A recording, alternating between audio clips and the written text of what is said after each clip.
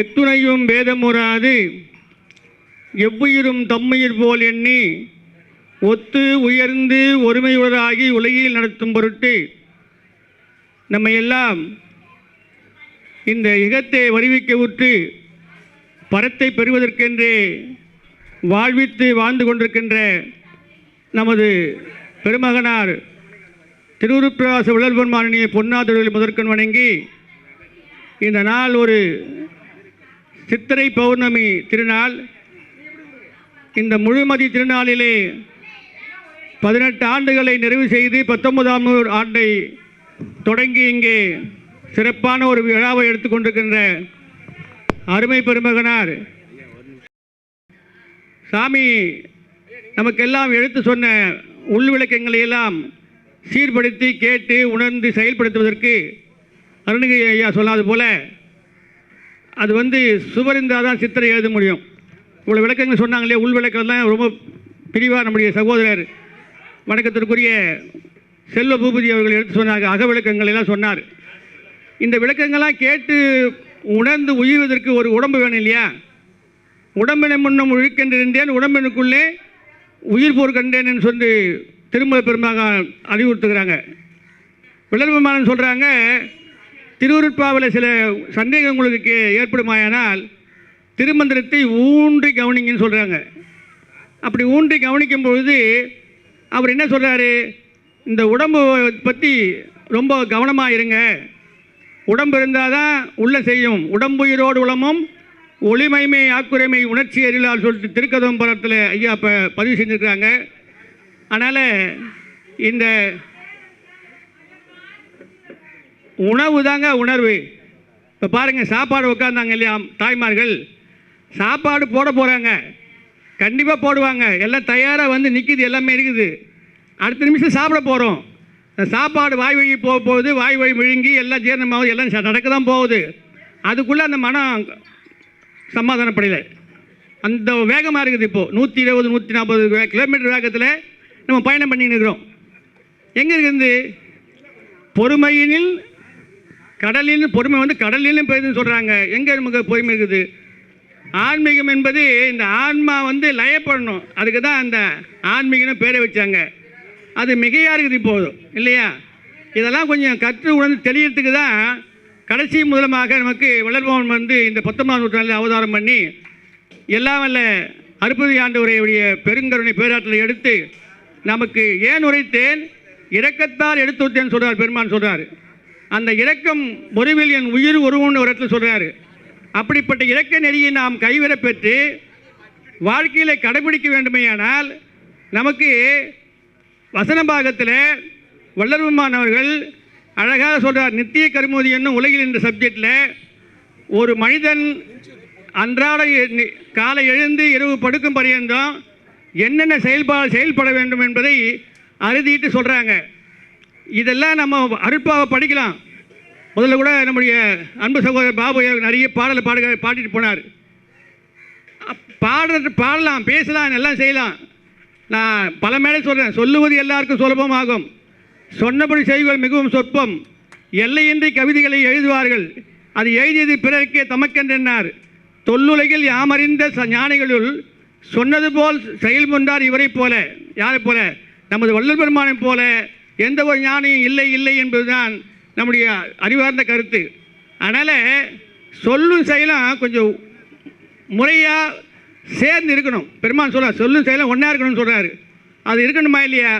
ஒழுக்கம் விழுப்பம் தரனால் ஒழுக்கம் உயிரினும் ஓமப்படும் சொல்கிறாரு. அப்போ இந்த ஒழுக்கமானது இந்த உலகுக்கு கடவுள் எப்படி ஒன்றும் நமக்கு உயிர் ஒன்றா தான் இருக்குது இல்லையா? அந்த உயிர் இந்த உடம்பில் இருந்து கொஞ்ச நாளும் நமக்கு வேண்டியதை செயல்பட்டு செய்யணும்னு சொன்னாக்க நமக்கு இந்த உடம்பு வேணும். கிடைத்திருக்கிற இந்த மாநிலத்தை பெற்றுக்கொண்ட நாம் காலமுள்ள போது அறிந்து அடைய வேண்டும் என்று ஒரு வார்த்தை சொல்கிறார், சாமி பதிவு பண்ணுறாரு. அதுதான் இப்போ பெரியவங்க பேசினால மரணமில்லா பெருவாழ்வு. இந்த மரணமில்லா பெருவாழ்வு வள்ளல்பெருமானை அறுதிட்டு எடுத்து அருட்பாவில் பதிவு செஞ்சுருக்கிறாங்க.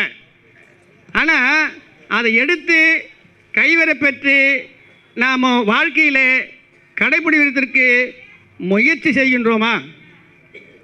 200 வருஷம் ஆக போகுது. இப்போது இந்த கொண்டாட போகிறாங்க. எல்லாம் ஏற்பாடு ஆகிருக்கு. வடலூர்லேருந்து தமிழ்நாட்டிலேருந்து உலகளாவிய எல்லா வேலையுமே ஒரு அவங்கவுங்க மகாநாடு போட்டு மீட்டிங் போட்டு எப்படி நல்லா பிரம்மாண்டமாக கொண்டாடலான்னு அபிப்பிராயப்படுறாங்க. ஒழிய சாமி என்ன விழுக்காடு என்ன விஷயத்தை வந்து சொன்னாங்களோ அந்த விஷயத்தை கைவரப்பெற்று நாமும் கேட்டு சிந்தித்து உணர்ந்து செயல்படுறதுக்கு முயற்சி என்ன பண்ண போகிறோம், அதை பற்றி நாம் சிந்திக்கணுமான்னு சொன்னாக்க என்னை பொறுத்தவரை யாரும் சிந்திக்கணும்னு தான் அர்த்தம். சாமி ஒன்றில் காலையில் வந்து உதய காலத்துக்கு முன்னாடி எழுந்துக்க சொல்கிறாங்க. உதய காலம் என்ன அருணோதயம் என்பது 3:30 மணி, பிரம்ம முகூர்த்தம்னாக்கா 4:30 6. இப்போ இங்கே இருக்கிற சன்மார்க்க சிந்தனையாளர்கள் வந்துருக்கிறோம் இல்லையா, நாம் எத்தனை பேர் இந்த வகையில் இந்த வேகமான உலகத்தில் இது வந்து இந்த அதாவது இயந்திர பூமி, இது இந்த சென்னை மாநகரம் இயந்திர பூமி. அதனால் இப்படி இந்த விஷயத்தில் இருக்கும்போது நம்ம காலை எழுந்து எப்போவுமே ஒரு நம்மளை எழுப்புறது கூட பாருங்கள், இந்த பறவைங்களாம் பார்த்தீங்கன்னாக்கா உதய காலத்துக்கு முன்னாடி எழுந்து நம்மளை எழுப்போம். இந்த கிராமப்பகுதியில் சொல்லி இப்போ நாங்கள் மீஞ்சூர் பகுதியில் சபையை வச்சுக்கிறோம். நான் வந்து ஒரு 4 மணிக்கு அலாரம் வச்சுருப்பேன். ஆனால் 3:30 மணிக்கு நிறைய கிச்சின்னு எல்லாம் பறவைங்களாம் எழுந்து நல்லா அளவலாகி ரொம்ப அதை கேட்கறதுக்கே அற்புதமாக இருக்குது அந்த ஓசையை. அப்போ அவங்களுக்கு எத்தனை அறிவு இல்லையா, நமக்கு 6வது அறிவு கொடுக்குற ஆண்டவர் சிந்தித்து செயல்படுறதுக்கு. நாம் எங்கே எழுந்துக்கிறோம், அதை பற்றி எழுந்துக்கிறோமா? அதனால் தயவுசெய்து உதய காலத்துக்கு முன்னாடி எழுந்துக்கிறதுக்கு முயற்சி பண்ணுங்கள் எல்லாரும். எத்தனை பேர் எழுந்துக்க கை தூங்க பார்க்கலாம். நான் சூரியோதயத்துக்கு முன்னாடி ரொம்ப மகிழ்ச்சி, கொஞ்சம் எல்லோரும் கை தட்டுங்க. அவங்கள கை தட்டிக்கலாம், தப்பு இல்லை. இது நடைமுறை. சன்மார்க்கம் என்பது அனுபவம். காலையில் உதய காலத்துக்கு முன்னாடி எழுந்திருக்கணும். எழுந்து சாமி என்ன சொல்கிறாங்க, எழுந்துக்கிற அந்த படுக்கையிலேயே உட்காந்து ஒரு 10 நிமிடம் ஊன்றி புருவமத்தில் எல்லாம் வல்ல அருப்பதி ஆண்டு வளர் பெருமானையே நினச்சிக்கலாம். அது வந்து குரு பஞ்சாட்சரம். இங்கே நம்ம பாபு சொல்லிட்டு போனா இல்லையா, ஓம் ஸ்ரீம் ராமலிங்காய நம. ராமலிங்கான்ட்டு எழுதுனீங்களாக்கா 5 தான் வரும். அது பஞ்சாட்சர மந்திரம் தான், அது குரு மந்திரம். குருவர்களே என்னை கூட்டி வைத்து சொல்கிறார் பெருமான் சொல்கிறாரு. யார்? ஞானசம்பந்த பெருமான் சொல்கிறாரு. நமக்கு குரு யார்? நமக்கு இருக்க இப்போத்தி வாழ்ந்து நம்மளை வாழ்வித்து கொண்டிருக்கின்ற அருமை அருளாளர் வளரும் வந்தால் நமக்கு இல்லையா, அந்த மந்திரத்தை சொல்லலாம். அவர் நமக்கு எடுத்து கொடுத்த மந்திரம் அருட்பெருஞ்சோதி அருட்பெருஞ்சோதி தனிப்பெருங்கருணை அற்பெருஞ்சி மந்திரம் சொல்லலாம். அந்த சிந்தனையை முருகமத்தில் நிறுத்தி ஏகாந்தமாக அழுத்தமாக ஊன்றி கவனிக்க சொல்கிறாரு. ஏன்னா இரவில் படுக்கும்போது ஏதோ ஒரு ஆகாரத்தை சாப்பிட்டு படுக்கிறோம், தூங்கிடுறோம், நமக்கு மனம் மட்டும் தான் செயல்படும். இதெல்லாம் சாந்தமாகி போகுது. திருப்பி எழுந்துக்கும் போது அதெல்லாம் செயல்பாட்டுக்கு வரணும் இல்லையா. பொழுது விடிந்தது உள்ளமென் கமலம் பூத்தது பொன்னொழி பொங்கியற்று பெருமான் இந்த இதில் சொல்கிறாங்க இல்லையா திருப்பள்ளி எழுச்சியில். அது மாதிரி சொல்லுதல் வேண்டும் என் வல்ல சற்குருவே நம்ம அவர்கிட்ட வேண்டி கேட்குறோம். அப்படி கேட்கறதுக்கு வந்து உட்காந்து நீங்கள் ஒரு அதாவது திசை எங்கே உட்காந்தீங்களோ ஒரு வலது பக்கமாக திரும்பி தென்முக கடவுள் பக்கமாக இருக்கிற பார்த்தீங்கன்னாக்கா வடலூர் எப்படி இருக்குது, ஞானசபை தெற்கு முகமாக இருக்குது. சைவத்திற்கு கோயில் எது? சைவங்களாம் கோவில் எது? சத்தமாக சொல்லுங்கள். சிதம்பரம். அது கை தட்டுங்க. எல்லாம் தெரிஞ்சு வச்சுங்க. தமிழை பற்றி தெரியணும், தமிழ் கோயிலை பற்றி தெரியணும், தமிழ் தெய்வங்களை பற்றி தெரியணும். அதுக்கப்புறம் அருப்பாக்கிட்ட வரணும். அதே மாதிரி வைஷ்ணவ கோவில் எது? ஸ்ரீரங்கம். இந்த ஸ்ரீரங்கமும் சிதம்பரமும் வள்ளல் பெருமான் நமக்கு ஏற்படுத்தி கொடுத்த 8வது நிலை. அந்த ஞான சபையும் எல்லாமே தெற்கு முகமாக தான் இருக்கும். அந்த தெற்கு முகமாக இருந்தால் நம்ம வடக்கு முகமாக இருந்து அவங்க தரிசனம் பண்ணோம். அதனால் நீங்கள் எங்கே எழுந்துக்கல அங்கேயே உட்காந்து அந்த படுக்கையிலேயே உட்காந்து நான் முன்பே சொன்ன மாதிரி ஒரு நிலையை புருவமத்தில் நிறுத்தி பெருமாளை ஊன்றி தியானிக்கணும்.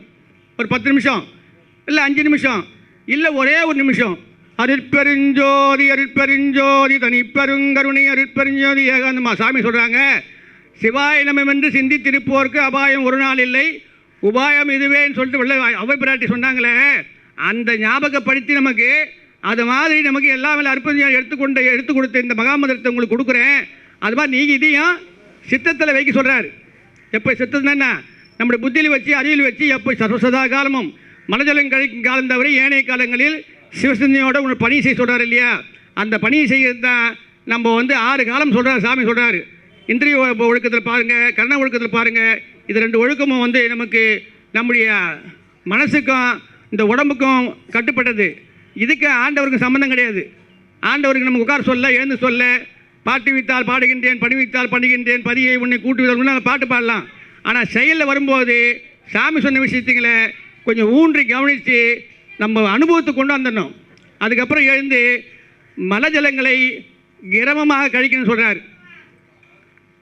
மலஜலத்தை என்ன சொல்கிறார்? கிரமமாக கழிக்கணும்னு சொல்கிறாரு, கழியணும்னு சொல்கிறார் அவர். இப்போ நம்ம மலஜலம் கழிக்கிறோம், எழுந்துக்கிறோம், போகிறோம். ஆனால் மலஜலம் கழியுதா? பஸ் சைலண்டாக இது சபை கழியல. அதனால தான் ஏன் சொல்லிட்டு வரல இல்லையா? நாம் கழிக்கிறோமா கழியுதான்னு நமக்கு தெரியாது. ஏன் மலச்சிக்கல்? அது ஏன் அப்படி வருது? அதுக்கு முன்னாடி சாப்பாட்டில் குற்றம் இருக்குது இல்லையா? அந்த குற்றத்தை நம்ம களையணும் இல்லையா?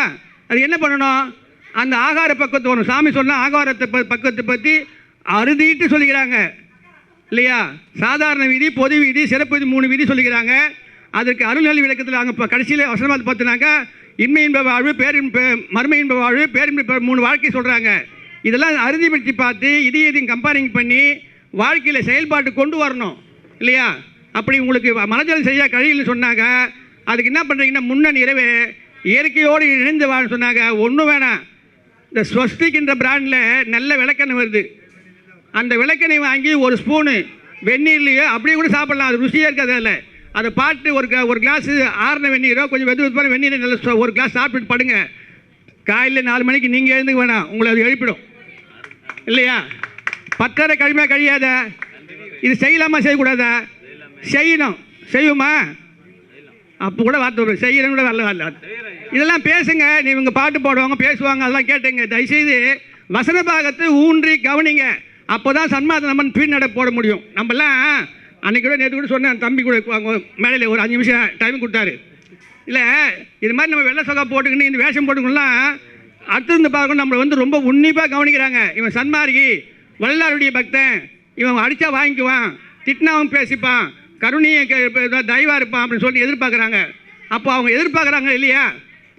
அப்போ அதுக்கு உன்னால நம்ம நடக்கணுமா வேண்டாமா? அது நடக்காமல் அவங்கள மாதிரியும் இல்லாமல் நாமளை மாதிரி இல்லாமல் இருந்தாக்கா இந்த சன்மாதத்தில் இருந்து என்ன பண்ணி இல்லாத என்ன புரியணும்? புரியுதுங்களா உங்களுக்கு? தயவுசெய்து காலை எழுந்துடுங்க. எப்போ எழுந்துக்கணும்? உதய காலத்தோட முன்னாடி எழுந்துக்கணும். எழுந்தது உடனே புருவமத்தில் ஊண்டி நினைத்து தியானம் 10 நிமிஷம் பண்ணணும். அதுக்கப்புறம் மலஜலம் சீராக கழிக்கணும். கழியலைனாக்கா என்ன பண்ணலாம்? விளக்கெண்ணெய் சாப்பிட்லாம். அப்படி இல்லைனாக்கா திருமலா எடுத்துங்க. அது இல்லை நிலாவர சூர்ணம் இருக்குது. தமிழ் மதத்தில் எல்லாமே இருக்குதுங்க. எடுத்து கையாடணும், பொறுமையாக இருக்கணும், கொஞ்சம் சகிப்புத்தன்மையோடு இருக்கணும், எல்லாம் செயல்கூடும். இதை செய்யலைன்னா தான் உங்களுக்கு மலஜலம் சீராக கழிக்கலனாக்கா ஒரு மனிதனுக்கு ஒரு நாளில், ஒரு மாதத்தில், ஒரு வாரத்தில் 75 விழுக்காடு நோய் வருதா இல்லையா? இங்கே உட்காந்து என்னோட சேர்த்து எல்லாருக்கும் சொன்னோம்னா யாருக்கும் என்னங்க நல்லா இருக்கிறீங்களா? ஏதோ இருக்கிறேங்க, பொழப்பு போகுது, 2 வார்த்தைன்னு வருது.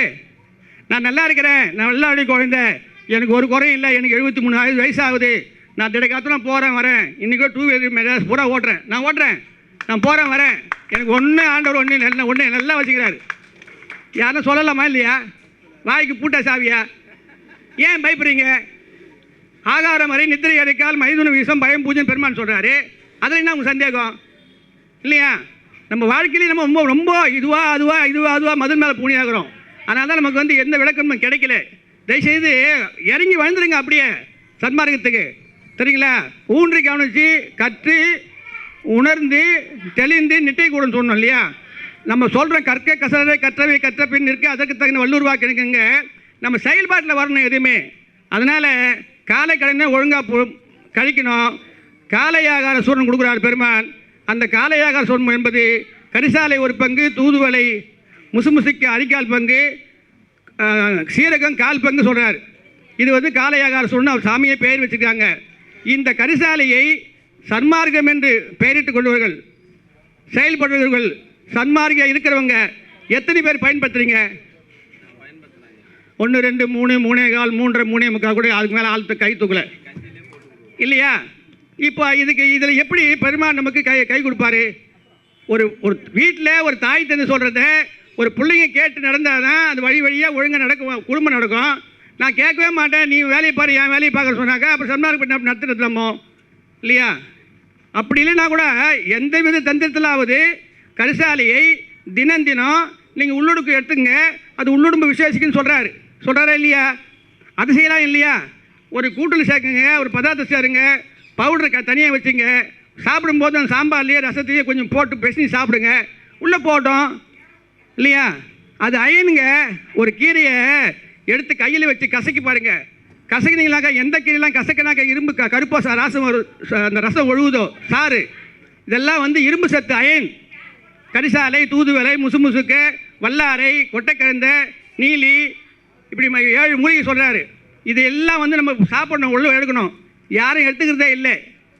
நமக்கு தெரிஞ்சதெல்லாம் அரைக்கீரை, முளைக்கீரை, ஏதோ ஒரு 3 கீரை அவ்வளோதான் சாப்பிட்றோம். அதுவும் கீரையை சாப்பிட்றோமா? நம்ம சாப்பிட்றோமா?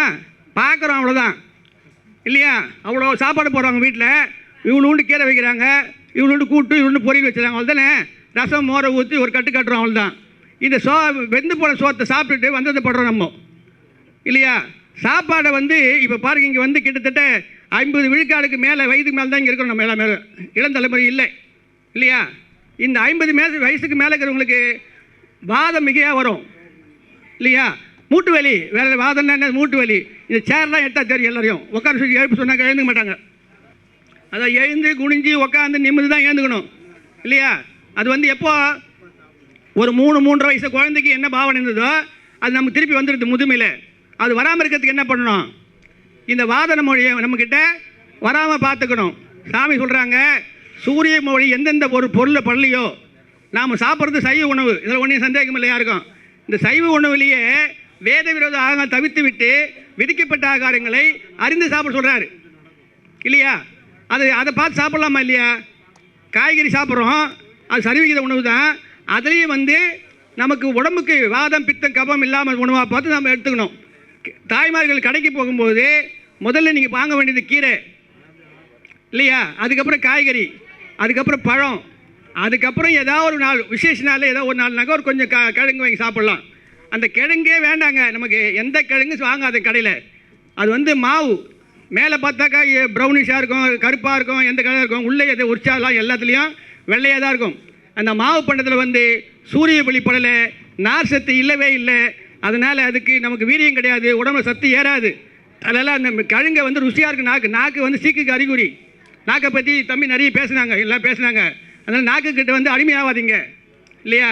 அப்படியே இந்த கிழங்கு வகையை விட்டுட்டு கீரை வகை எப்போவுமே கொஞ்சமாக சாதம் வச்சுக்கின்னு நிறைய பொரியல், நிறைய கூட்டு, நிறைய எல்லாமே சைடு துணை பதார்த்தங்கள் வச்சு சாப்பிட்றதுக்கு பழக்கம் பண்ணணும்.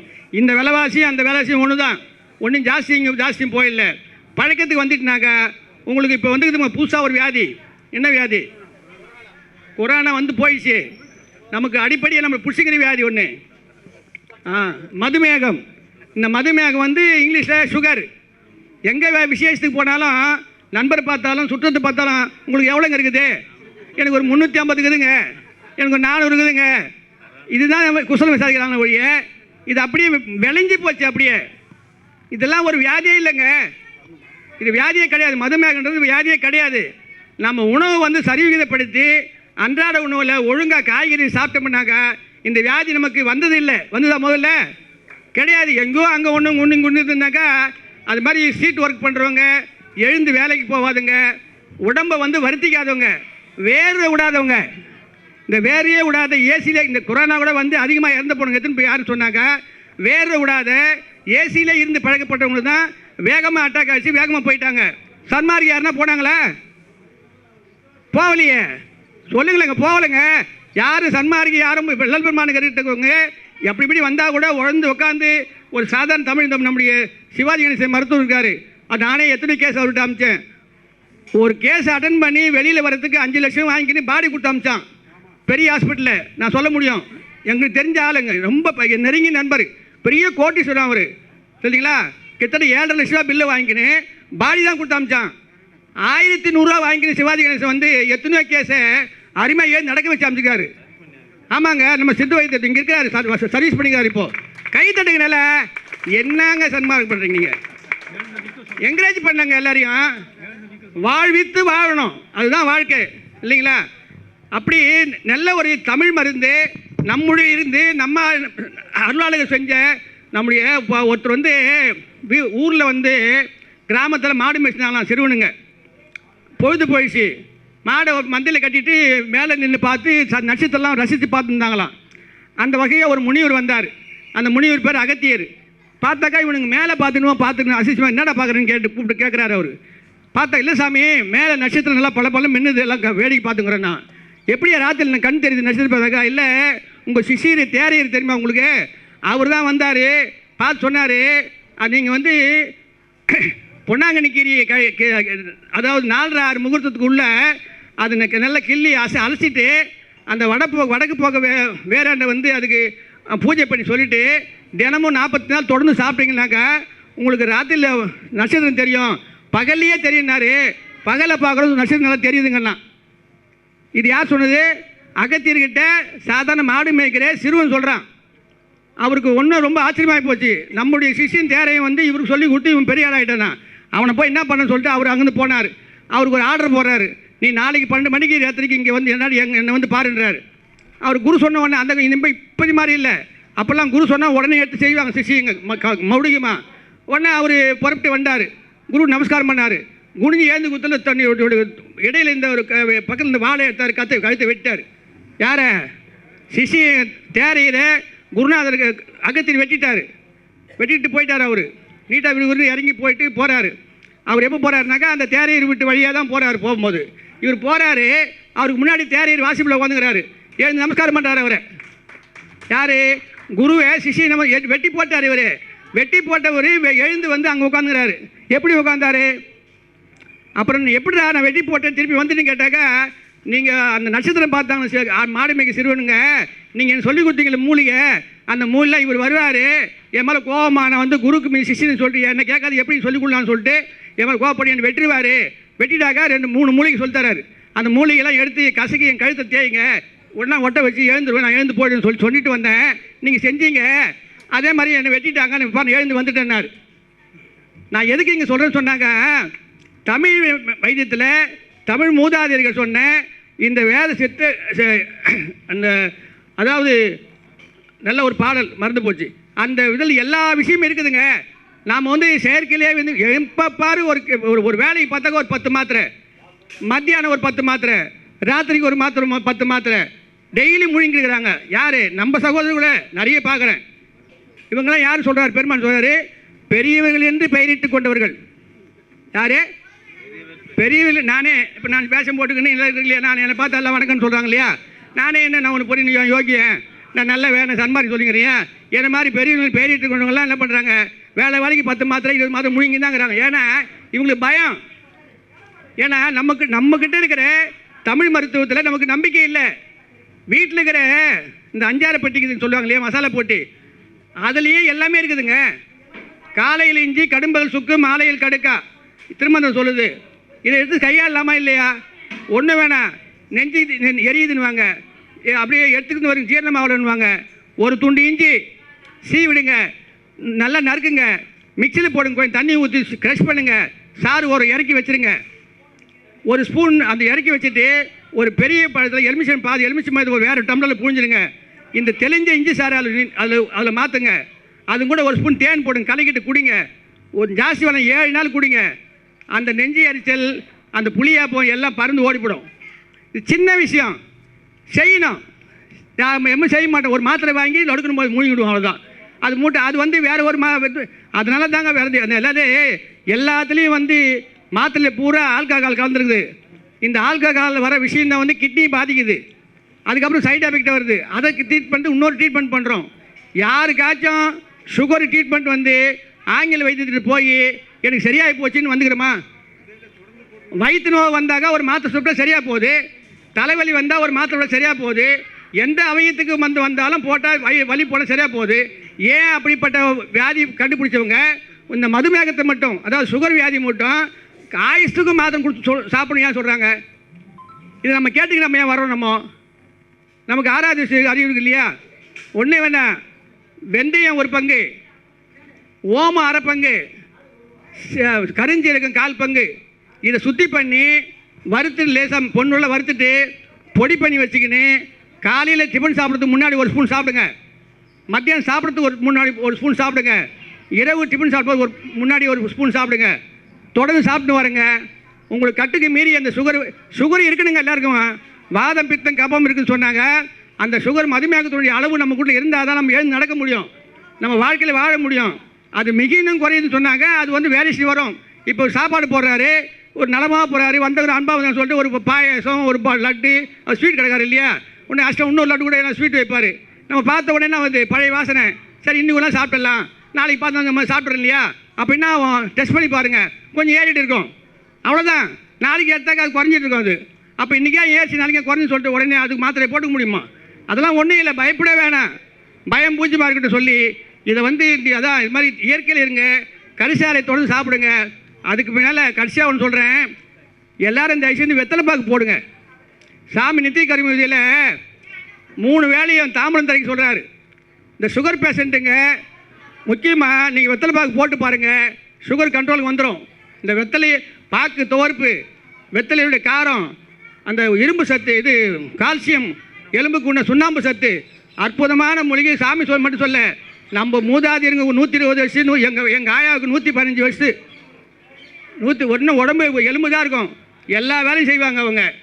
ஒரு அம்மியில், பழங்காலத்து அம்மியில் கொஞ்சம் தனியாக கொஞ்சம் மிளகா அந்த சரக்கெல்லாம் வச்சு நல்லா போட்டு அரைப்பாங்க அவங்கள.